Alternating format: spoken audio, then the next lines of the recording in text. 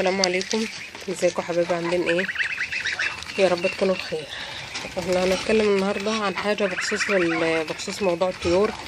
انتوا طبعا شايفين قدامكم ده سمك. ده سمك. السمك بيكون مهم جدا للطيور. السمك بيفتح شهية الطيور للاكل. يعني لما تلاحظ ان الطيور كده ما يعني مش بياكلوا حلو، او بتحط الاكل بيفضل قدامهم، فدول بيبقوا عايزين حاجه تفتح شهيتهم على الاكل. فحبيبه السمك ده اكتر حاجه بتفتح الشهيه على الاكل. وزيت السمك برضو بيبقى فاتح شهيه للاكل. السمك ده بيبقى كله كالسيوم للبط، وبيفتح نفس البط للاكل، وبيكبر البط، بيخلي البط يوم ويجي بيومين. طب السمك ده، ولو عايزه فراخك تبيض بسرعه، برضو حط لهم السمك ده. طب السمك ده احنا بنعمله ازاي؟ السمك ده ممكن تعمليه بكذا طريقه للطيور. ممكن تجيبيه زي كده وتحطيه في حله في شويه ميه وتسلقيه عادي. طب انت هتقول ان السمك غالي وكده، لا، انت مش هتجيبي من السمك الغالي، لانه كله بيأدي نفس الغرض بالنسبه للطيور. يعني ايه؟ الطيور اللي حتى لو عندها كساح، طبعا كلنا عارفين ان البط بيجيله كساح، اكتر حاجه بيجيلها الكساح ده هو البط. فما يكون عندك البط عنده كساح، حط لهم السمك ده، لان السمك ده بيديلهم نسبه كالسيوم جامده. حبيبتي انت طبعا عايزه تعرفي السمك ده هتعمليه ازاي. السمك ده ممكن له كذا طريقه. ممكن ان انت بتجيبيه، طبعا بتجيبيه من السوق، بتحطيه في الفريزر، بتكيسيه، تعملي مثلا كل كيس ربع كيلو او نص كيلو، او حسب ما انت بتحط لطيورك. بتجيبيه حبيبتي بتجيبيه وتولعي الفرن. وبعد ما تولعي الفرن بتحطيه بتحط عليه رده وتحطيه في الفرن، عشان انت هتشوي مثلا. بتحط عليه الرده وتحطيه في الفرن وتسيبيه يتحرق خالص. بتسيبي السمك يتحرق على الاخر. بعد ما بتحرق على الاخر بتجيبي مثلا سنجه او حديده او اي حاجه، وتدج السمك لغايه ما يبقى حاجه زي الكمون المطحون، الفلفل الاسمر المطحون ده بيبقى سمك مطحون. وبتحطيه بقى للطيور. بتحطيه مثلا على عيش، بتحطيه على تشيشه، بتحطيه على اي خلطه انت بتحطها للطيور، بتحطيه على رده، بتحطيه على اي حاجه. يبقى دي طريقه للسمك. يعني ايه ان انت هتقدمي السمك للطيور ازاي؟ دي طريقه ان انت تطحنيه ازاي؟ ان انت بتحط عليه رده وبتحطيه في الفرن، وتفضلي جايده الفرن لغايه ما السمك ينطحن، لغايه ما السمك يتحرق. وبعد ما يتحرق خالص بتدجيه وتحطيه بقى للطيور، تحطيه على اي اكله انت بتحط للطيور. طيب في طريقه تانية، هتقول ان انت بتحطيه قدام. هو انت تحطيه برضه ما تكترش منه، حطيه مثلا مره او مرتين في الاسبوع. يعني اي وصفه بنحب ان احنا ما تكترش منها، لان الحاجه ما بتكتري منها ممكن برضو بيكون لها اضرار. يعني زي ما بيكون لها فوائد ممكن برضو بيكون لها اضرار. بتحطي مره في الاسبوع او مرتين في الاسبوع. طب عايزه البط بتاعك نفسه تتفتح للاكل ويكبر برضو، ان انت برضو بتجيبي السمك ده، وبتجيبي اما بتروحي تبيض الرز ده بيبقى فيه بتجيبي حته الرز ده وتطبخيه مع السمك، وتستني لما يبرد، وبعدين تحط له الطيور. ادي برضو طريقه تانية. الطريقه دي كويسه جدا، اللي هي السمك المطبوخ بالرز ده بتكبر البط خالص. يعني لو عندك بط مستعجله عليه، او مثلا عايزاه يكبر بسرعه، او عايزه ينهض موسم، او عايزه تبيعيه في وقت معين، اعملي اللي هو السمك المسلوق ده بالرز. يعني كل يوم هات شويه رز واسلقيهم، هات شويه سمك واسلقيه وحطيه اطبخيه مع الرز وحط له الطيور. ادي برضو طريقه. ممكن طريقه تانية ان زي ما انا عامله كده، ان انت بتجيب السمك تسلقيه وتحط له الطيور، تحطيه ياكلوه من غير رز، من غير ما تطحنيه، من غير اي حاجه. ماشي حبيبتي. او في مثلا ان انت لو مش عايزه ده كله، ممكن تجيب زيت السمك.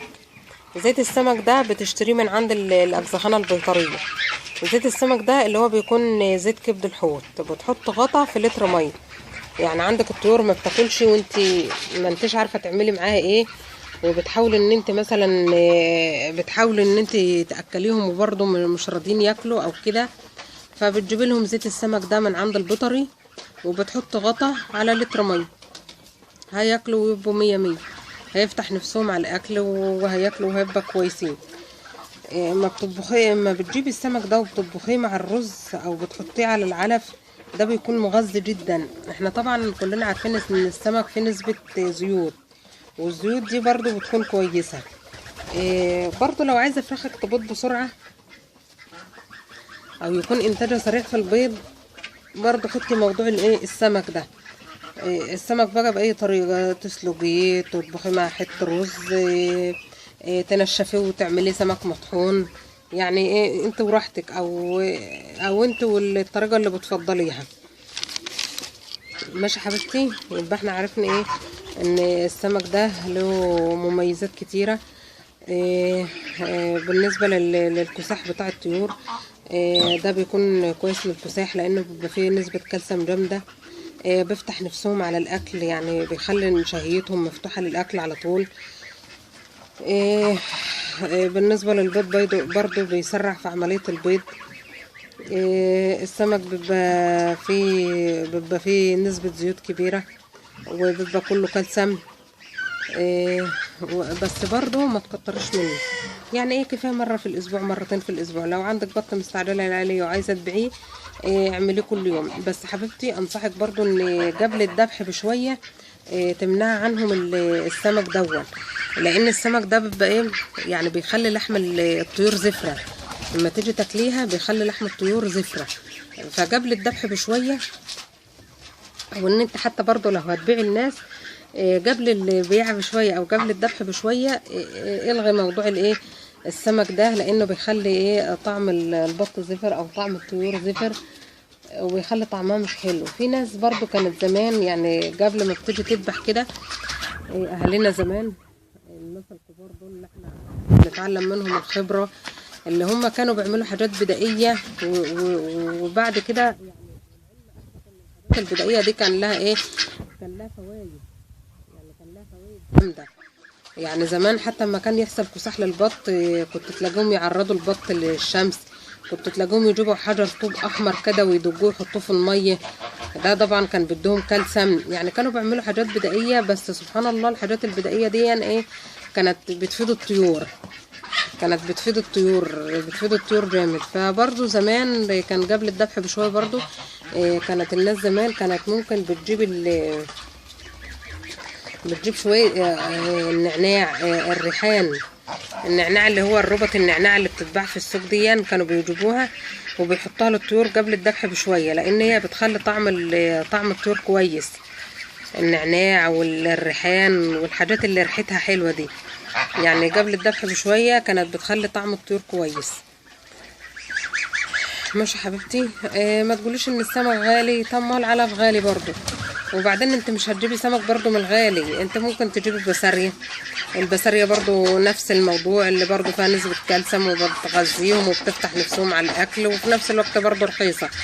يعني البسارية دي في ايام بيبقى الكيلو ب5، وفي ايام بيبقى الكيلو ونص ب10، يعني برضو تعتبر مش غالية. وبعدين انت مش هتحط الكيلو كله في يوم او كده، انت قسميه كده مثلا تكيسيه كده وتحطيه في الفريزر، واليوم اللي انت هتطلعي فيه حطي لهم، يعني اليوم اللي انت هتطلعي فيه السمك طلعيه من الفريزر وحطي لهم.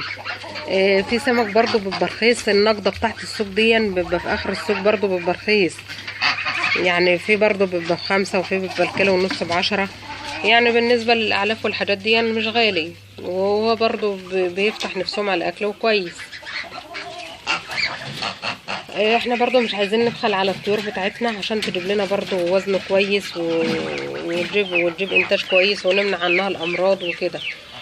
فحبيبتي انتي برضو زي ما قلتلك امشي على موضوع السمك ده. موضوع السمك كويس وحلو وبيجيب نتيجة حلوة، ومفيد للطيور.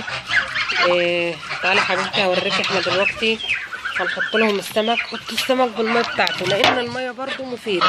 اهو حبيبتي هنحط لهم بقى الطيور اهو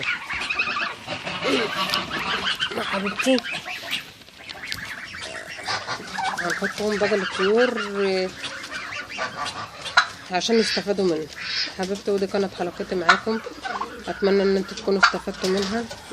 لو اول مره تشوفي قناتي انزلي تحت الفيديو هتلاقي مربع في كلمة اشتراك، اشتركوا وفعلوا الجرس عشان يوصلك كل جديد على قناتي.